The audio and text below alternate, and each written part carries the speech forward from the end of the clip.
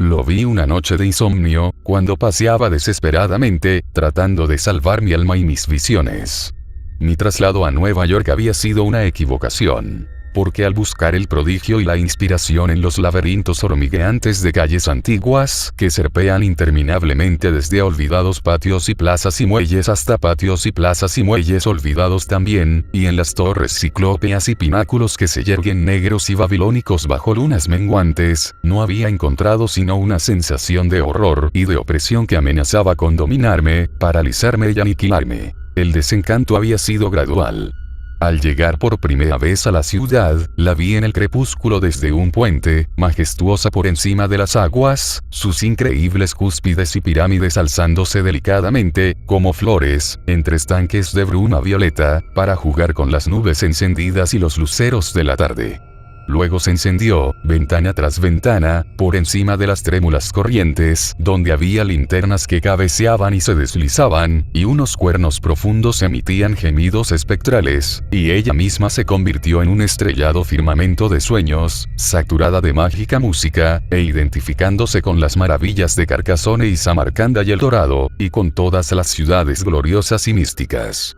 Poco después me llevaron por esos rincones antiguos, tan caros a mi fantasía. Estrechos, tortuosos callejones y pasadizos donde parpadeaban las fachadas de rojo ladrillo georgiano con sus buhardillas de cristales pequeños sobre portales con columnas, que en otros tiempos vieron doradas sillas de mano y decoradas carrozas, y al descubrir, en mi primer entusiasmo, todas estas cosas largo tiempo deseadas, creí haber alcanzado efectivamente los tesoros, que con el tiempo harían de mí un poeta. Pero no iban a llegar a mí el éxito y la felicidad. La chillona luz del día reveló tan solo mugre, nociva elefantiasis de piedra que se elevaba y se extendía, allí donde la luna había puesto encanto y magia antigua. Y las multitudes de gentes que hervían por las calles enriadas, estaban formadas por extranjeros rechonchos y atesados de rostro duro y ojos estrechos, extranjeros astutos, sin sueños ni afinidades con el paisaje de su entorno, y que jamás tendrían cosa alguna que ver con un hombre de ojos azules del antiguo pueblo que lleva las verdes callejuelas, y los limpios y blancos campanarios de las villas de Nueva Inglaterra en el corazón. Así que, en vez de la inspiración poética que había esperado, me llegó solo una negrura estremecedora y una soledad indecible. Y comprendí al fin la espantosa verdad que nadie se había atrevido jamás a formular, el inconfesable secreto de los secretos. Que esta ciudad hecha de piedra y de estridencias no es una perpetuación sensible del viejo Nueva York, como Londres lo es del viejo Londres y París del viejo París, sino que está completamente muerta. Con el cuerpo imperfectamente embalsamado estaba con vida. Tan pronto como hice este descubrimiento, dejé de dormir tranquilo. Sin embargo, recobré cierta resignada serenidad cuando, poco a poco, fui adquiriendo la costumbre de no pisar la calle durante el día y de salir solo de noche, cuando la oscuridad invoca lo poco del pasado que aún subsiste de manera espectral, y los viejos portales blancos recuerdan las figuras vigorosas que en otro tiempo los cruzaron. Con esta especie de consuelo escribí algunos poemas, y hasta reprimí mis deseos de regresar con los míos, para no dar la impresión de que volvía arrastrándome en innoble fracaso. Entonces, durante uno de estos paseos noctámbulos, conocí al hombre. Fue en un patio tenebroso y oculto del barrio de Greenwich, donde me había instalado en mi ignorancia, ya que había oído decir que aquel sitio era el hogar natural de los poetas y los artistas. Efectivamente, me encantaron las arcaicas callejuelas y las inesperadas plazoletas y patios. Y cuando descubrí que los poetas y los artistas eran unos pretenciosos vociferantes cuya originalidad es toda oropel y cuyas vidas son la negación de toda la pura belleza que es la poesía y el arte, seguí viviendo allí por amor a esas cosas venerables. Las imaginaba como fueron al principio, cuando Greenwich era un pueblecito apacible aún no absorbido por la ciudad. Y en las horas previas al amanecer, cuando todos los trasnochadores se habían escabullido, solía vagar a solas por los rincones misteriosos y meditar sobre los curiosos arcanos que las generaciones debieron de depositar allí. Esto me mantenía viva el alma, y me proporcionaba algunos de esos sueños y visiones por los que clamaba el poeta que había en lo más profundo de mí. El hombre me abordó hacia las 2, una nublada madrugada de agosto, cuando deambulaba yo por una serie de patios independientes, ahora accesibles solo por unos pasajes oscuros que cruzaban los edificios que se interponían, aunque en otro tiempo formaron parte de una red continua de callejas pintorescas. Había oído hablar de esos patios vagamente, y comprendí que hoy no debían de figurar ya en ningún plano. Pero el hecho de que hubieran sido olvidados solo los hacía más atractivos para mí, de forma que los buscaba con redoblado interés. Y ahora que los había encontrado, mi ansiedad aumentó aún más, pues su disposición indicaba de algún modo que quizá eran estos solo unos pocos de un conjunto más vasto, sus duplicados encajonados entre altas y lisas paredes y desiertas viviendas traseras, u ocultos y sin luces de algún arco, respetados por las hordas de lenguas extranjeras y protegidos por furtivos y reservados artistas cuyas actividades no invitan a la publicidad y a la del día. Me habló, sin que yo le hubiera dado pie para ello, al observar mi actitud y el interés con que miraba puertas con aldabas situadas en lo alto de las escaleras, barandilla de hierro, iluminándome entonces la cara el pálido resplandor que salía por los dinteles ornamentales. La suya quedaba en la sombra, y llevaba un sombrero de ala ancha que, en cierto modo, armonizaba perfectamente con la anticuada capa que lucía. Pero me sentí vagamente inquieto aún antes de que dijera nada. Su figura era muy delgada, de una delgadez casi cadavérica, y su voz resultó ser excepcionalmente suave y cavernosa, aunque no especialmente profunda. Dijo que me ha estado observando durante algunos de mis vagabundeos y había notado que amaba como él los vestigios de tiempos pasados. No me gustaría que me guiara alguien muy experto en estas exploraciones, y con una información sobre tales lugares mucho mayor que la que un recién llegado podía conseguir. Mientras hablaba, vi fugazmente su rostro a la luz amarillenta de una ventana solitaria que brillaba en una buhardilla. Era un semblante noble, incluso hermoso, anciano, y mostraba los signos distintivos de un linaje y refinamiento poco común en esa época y lugar.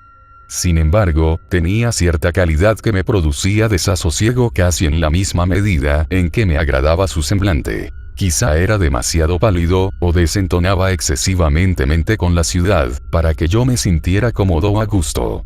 No obstante, le seguí, pues, en aquellos días monótonos, mi búsqueda de antiguas bellezas y misterios era lo único que mantenía viva mi alma, y me parecía un raro favor del destino toparme con alguien cuyas excursiones parecían haber llegado mucho más allá que las mías. Hubo algo en la noche que obligó al hombre de la capa a guardar silencio, y durante una hora larga me guió sin conversaciones superfluas, haciendo tan solo brevísimos comentarios sobre nombres antiguos y fechas y cambios, e invitándome a caminar con un gesto amplio al adentrarnos por estrechas aberturas. Cruzamos de puntillas algunas travesías, saltamos alguna tapia de ladrillo, hasta que nos internamos a gatas por un pasadizo de piedra bajo y abovedado, cuya inmensa longitud y tortuosas revueltas borraron al fin las referencias de situación geográfica que hasta ahora había procurado yo conservar. Las cosas que vimos eran muy viejas y maravillosas, o al menos lo parecían, iluminadas por los escasos rayos de luz que nos las hacían visibles.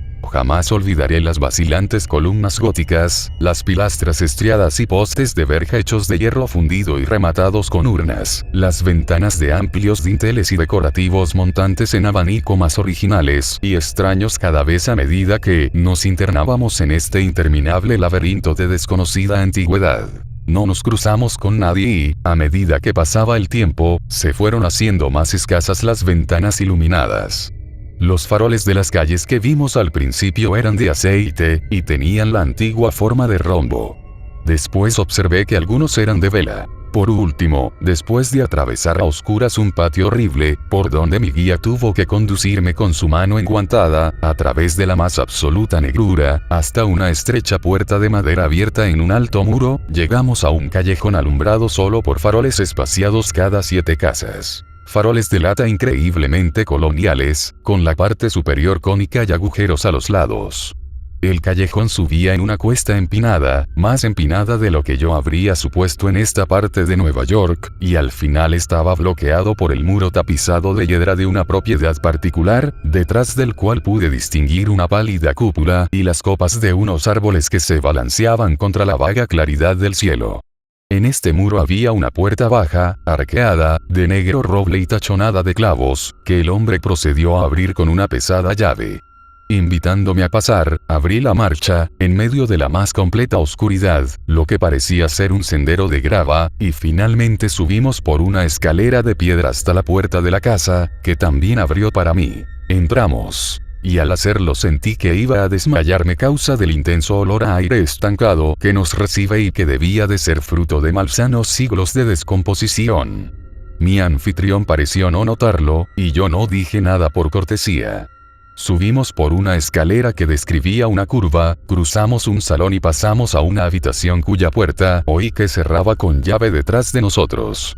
Luego le vi correr las cortinas de 3 ventanas cuyos cristales pequeños apenas eran visibles sobre el cielo que comenzaba a clarear. A continuación se dirigió a la chimenea, golpeó el pedernal con un eslabón, encendió 2 velas de un candelabro de 12 brazos y me hizo seña que hablara bajo. A este débil resplandor descubrí que estábamos en una amplia biblioteca, bien amueblada y revestida de madera, que databa del primer cuarto del siglo XVIII con espléndidos frontones en la entrada, una encantadora cornisa dórica y una chimenea con magníficos relieves, rematado con volutas y urnas. Sobre las estanterías, a lo largo de las paredes, había intervalos retratos de familia de buena factura, todos deslustrados y sumidos en enigmática oscuridad, y con un inequívoco parecido con el hombre que ahora me indicaba una butaca junto a una graciosa mesa chipendale. Antes de sentarse al otro lado, frente a mí, mi anfitrión se detuvo un momento como con embarazo. Luego, quitándose lentamente los guantes, el sombrero y la capa, se mostró teatralmente con un traje claramente del periodo georgiano, desde la coleta y la chorrera del cuello, a los calzones, calzas de seda y sap con hebilla, en que yo no había reparado antes. Luego, sentándose parsimoniosamente en una silla con respaldo en forma de lira, empezó a mirarme con atención. Sin el sombrero, adquirió un aspecto de extrema vejez hasta entonces apenas visible, y me preguntó si no sería esta huella inadvertida de singular longevidad una de las causas de mi desasosiego. Cuando habló al fin, noté que su voz suave, profunda, cuidadosamente amortiguada, temblaba con cierta frecuencia. A veces me costaba seguirle, mientras le escuchaba con una sensación de asombro, y con una inconfesada alarma que me aumentaba a cada instante. «Está usted, señor», empezó a decir mi anfitrión, «ante un hombre de costumbres muy excéntricas, que no necesita disculpar su indumentaria ante una persona de su ingenio e inclinaciones. Pensando en tiempos mejores, no he tenido el menor escrúpulo en estudiar sus costumbres y en adoptar su atuendo y sus modales. Capricho que no ofende a nadie si se practica sin ostentación. He tenido la buena fortuna de conservar el solar rural de mis antepasados, aunque ha quedado encerrado por 2 ciudades. Primero por Greenwich, que llegó hasta aquí después de 1800, y luego por Nueva York, que se la anexionó hacia 1830. Tenía muchos motivos para conservar este lugar estrechamente unido a mi familia, y en ningún momento me he descargado de tales obligaciones. El propietario que tomó posesión de él en 1768 estudió ciertas artes e hizo ciertos descubrimientos, todos ellos relacionados con influjos que residían en este trozo concreto de terreno, y eran dignos de la más estrecha custodia. Ahora deseo mostrarle algunos efectos singulares de estas artes y descubrimientos, bajo el más estricto secreto. Creo que puedo fiarme lo bastante de mi apreciación de los hombres como para saber que cuento con su interés y su discreción. Calló un momento, y yo no pude hacer otra cosa que asentir con un movimiento de cabeza. He dicho que me sentía alarmado. Sin embargo, para mí no había nada más devastador que el mundo material y diurno de Nueva York, y tanto si este hombre era un excéntrico inofensivo, o un experto en artes peligrosas, no tenía otra elección que seguirle y satisfacer mis ansias de asombro, fuera lo que fuese lo que él tuviera que ofrecer. Así que presté atención. Mi antepasado, prosiguió en voz baja, le parecía que había ciertas cualidades excepcionales en la voluntad del ser humano. Cualidades de un poder insospechado, no solo sobre los actos del propio yo y del de los demás, sino sobre toda clase de fuerza y sustancia de la naturaleza, y sobre muchos elementos y dimensiones considerados más universales que la propia naturaleza. puedo decir que se burlaba de la santidad de cosas tan grandes como el espacio y el tiempo, y que dio extraños usos a los ritos de determinados pieles rojas mestizos que en el pasado solían acampar en esta colina. Estos indios se irritaron mucho cuando se construyó el edificio, y se volvieron insoportablemente tercos en su afán de visitar sus jardines durante el plenilunio. Durante años entraron subrepticiamente, saltando la tapia cada mes, cuando podían, para ejecutar determinadas ceremonias secretas.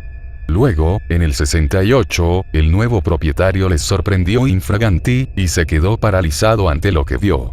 A partir de entonces negoció con ellos, permitiéndoles el libre acceso a sus terrenos a cambio de que le revelasen el sentido profundo de sus actos. Y se enteró entonces de que parte de esta costumbre la habían heredado de sus antepasados pieles rojas, y, parte, de un viejo holandés de los tiempos de los Estados Generales.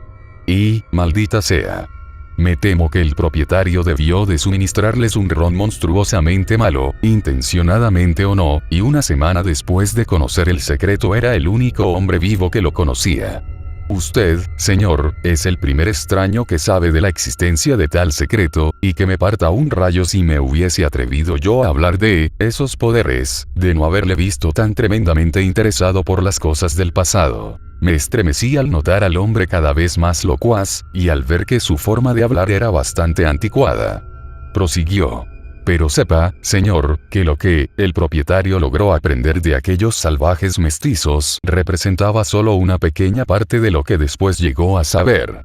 No en vano había estudiado en Oxford, y había tratado con un antiguo químico y astrólogo de París. En resumidas cuentas, se dio cuenta de que el mundo no era sino el humo de nuestros intelectos. Estaba fuera del alcance del vulgo, pero los sabios podían exhalarlo o inhalarlo como una bocanada de antiguo tabaco de Virginia. Aquello que queremos, podemos hacerlo surgir a nuestro alrededor. Y lo que no, podemos hacerlo desaparecer. No pretendo que cuanto diga sea cierto en todos los sentidos. Sin embargo, es lo bastante cierto como para proporcionar un precioso espectáculo de cuando en cuando. Supongo que le encantaría tener, de determinadas épocas, una visión más clara de la que puede proporcionarle su imaginación. Así que le ruego que deseche cualquier temor ante lo que me propongo enseñarle. Venga a la ventana, y no hable. A continuación, mi anfitrión me cogió de la mano y me llevó a una de las dos ventanas que se abrían a un lado de la larga y maloliente estancia. Y el contacto de sus dedos me transmitió un frío que me recorrió todo el cuerpo. Su carne, aunque seca y firme, tenía la calidad del hielo, y estuve a punto de zafarme de su presa. Pero nuevamente pensé en el vacío y el horror de la realidad, y me dispuse intrépidamente a seguirle a donde quisiera llevarme. Una vez en la ventana, el hombre descorrió las cortinas de seda amarilla y me indicó que mirase hacia la oscuridad exterior. Durante un instante, no vi nada, aparte de una miríada de lucecillas vacilantes allá lejos, muy lejos. Luego, como en respuesta a un movimiento insidioso de la mano de mi anfitrión, un relámpago jugó por encima del paisaje, y descubrí que me asomaba a un mar de lujuriante follaje, de follaje no contaminado, y no a un mar de tejados, como habría esperado cualquier mente normal. A mi derecha, el Hudson brillaba perversamente. Y más allá, frente a mí, observé el centelleo malsano de una inmensa marisma constelada de nerviosas luciérnagas. Se apagó el relámpago, y una sonrisa maligna iluminó el cerúleo rostro del viejo nigromante. Eso fue antes de mis tiempos, antes de los tiempos del nuevo propietario. Pero probemos otra vez. Sentí que me abandonaban las fuerzas, más aún que ante la odiosa modernidad de aquella ciudad maldita. «Dios mío», murmuré, «¿puede hacer eso con cualquier época?» Y al verle asentir, y descubrir los negros tocones de lo que en otro tiempo fueron dientes amarillos, me agarré a las cortinas para evitar caerme. Él me sujetó con su garra fría y terrible, y repitió su gesto insidioso. Nuevamente surgió un relámpago, pero esta vez iluminó un paisaje no del todo extraño. Era Greenwich. El Greenwich de otros tiempos, con algún que otro tejado o fila de fachadas aquí y allá, tal como los vemos hoy, aunque con verdeantes callejas y prados y herbosas zonas comunales. La marisma seguía brillando más allá. pero a lo lejos vi los campanarios de lo que entonces era todo Nueva York, con las iglesias de la Trinidad, San Pablo y la llamada Brick Church dominando a sus hermanas, y una débil neblina de humo de leña extendiéndose por encima de todo. Aspiré profundamente, aunque no tanto por la visión misma como por las posibilidades que evocó mi imaginación aterrada. ¿Se atrevería, a alejarse más? Dije con temor. Y creo que él compartió este temor durante un segundo, pero recobró su sonrisa malévola. ¿Alejarme más? Lo que yo he visto le dejarla a usted petrificado.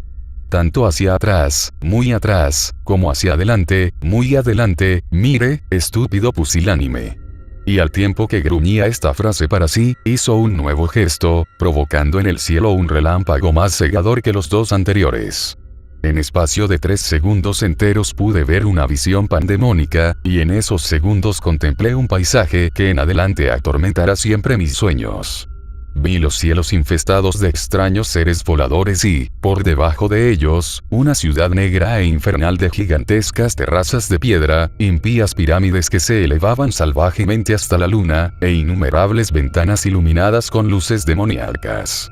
Ir viendo de forma nauseabunda en aéreas galerías, vi a las gentes amarillas y de ojos rasgados que poblaban esa ciudad, vestidas horriblemente de rojo y naranja, y danzando insensatamente al son febril de unos timbales, al son del estrépito obsceno de los crótalos, y el gemido maníaco de unos cuernos apagados cuyo incesante gemido subía y bajaba, ondulante como las olas de un océano impío de betún. Vi este espectáculo, digo, y oí con los oídos de la mente el blasfemo pandemonium de cacofonía que lo acompañaba.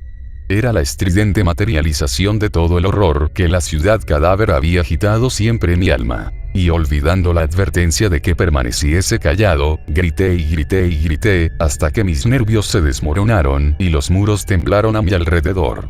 Luego, cuando el relámpago se apagó, vi que mi anfitrión temblaba también. Una expresión de sobrecogido horror medio borraba la cerrada contracción de furia que mis gritos habían provocado en él.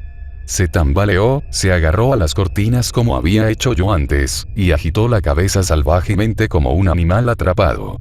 Bien sabe Dios que tenían motivos, porque al apagarse el eco de mis gritos, se oyó un rumor tan infernalmente sugerente que solo la entumecida emoción me mantuvo consciente y dueño de mis sentidos.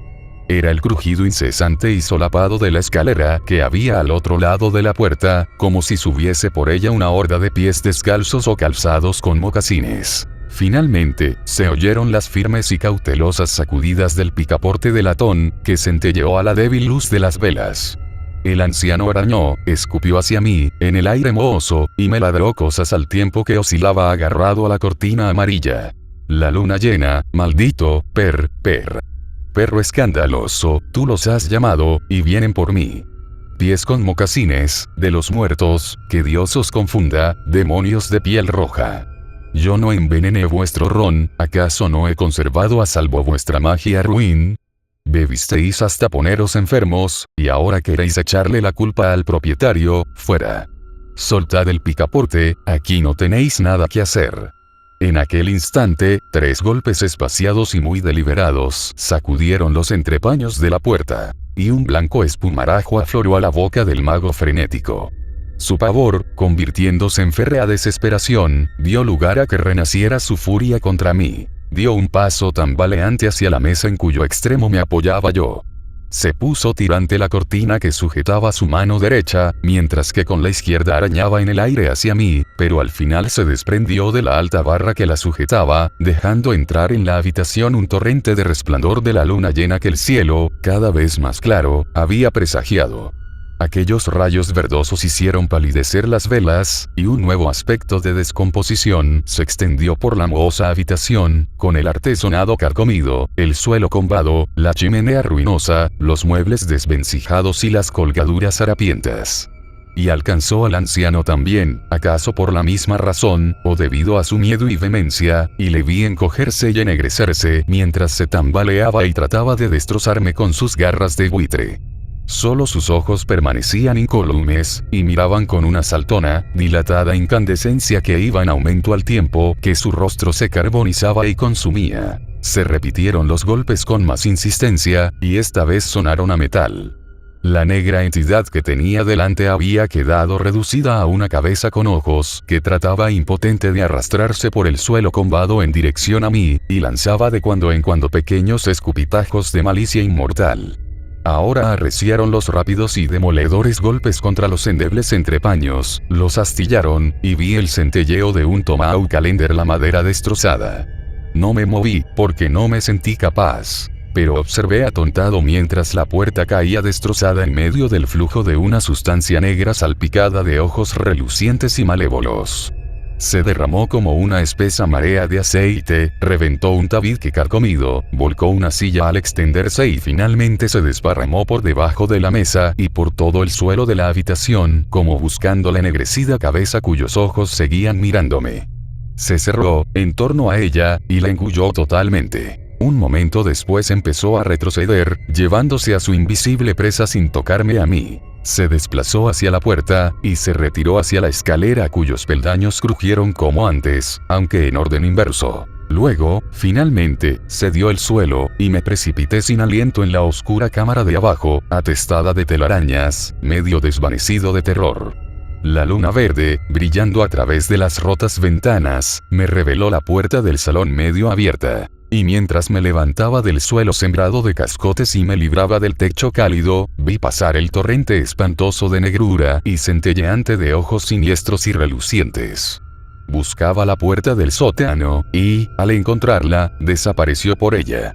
Ahora noté que el suelo de esta otra habitación inferior estaba cediendo igual que el de la habitación superior. A continuación sonó un estallido arriba que fue seguido por la caída de algo que vi pasar por la ventana de poniente, y que debía de estar en la cúpula. Desembarazado de los escombros, crucé el piso y corrí hacia la puerta. Al comprobar que no podía abrirla, agarré una silla, rompí la ventana y salté frenéticamente por ella al césped descuidado donde la luz de la luna danzaba sobre la maleza y la hierba crecida. La tapia era alta, y todas las entradas estaban cerradas con llave. Pero ayudándome con un montón de cajones que había en un rincón, conseguí trepar a lo alto y sujetarme a una gran urna de piedra que allí había. En mi agotamiento, no vi a mi alrededor más que extrañas paredes y ventanas y viejas techumbres holandesas. No descubrí en ninguna parte la empinada calle por la que había subido al llegar, y lo poco que conseguí distinguir quedó sumergido rápidamente en la niebla que subía del río, a pesar del resplandor de la luna. De repente, la urna a la que me había sujetado empezó a temblar, como si compartiese mi vértigo mortal. Y un instante después se soltó mi cuerpo, precipitándose no sé a qué destino. El hombre que me encontró dijo que debí de arrastrarme durante largo trecho, a pesar de mis huesos rotos, ya que había dejado un rastro de sangre hasta donde él se había atrevido a mirar.